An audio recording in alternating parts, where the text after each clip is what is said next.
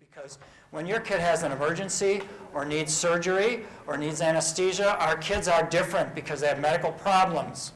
Don't let anyone tell you that if they get lidocaine with epinephrine for a cut on their, arm or something, that's the same for them as it is for somebody else. Some of the kids get very stimulated. Some of the kids bleed easily. How many kids with autism that you've seen, whether it's your clients or yourself, have bruising and they bleed easily? Nosebleeds, bruising, profusely bleed from cuts, all this stuff. There are many reasons from it. Sometimes it's yeast and sometimes it's other things. Sometimes it's the supplements they may be on. You've got to stop those before surgery if you have time. Vitamin E is a very potent herbal blood thinner. Dental care, same thing. Anesthesia is very important. Somebody talked about anesthesia for dentistry with our kids, and so that's a very important thing. And we have a whole protocol we use. That's the most frequent consult we do with other doctors out of my office. And I would just leave you with, for most kids, nitrous oxide is a bad thing. It's the opposite of methylation.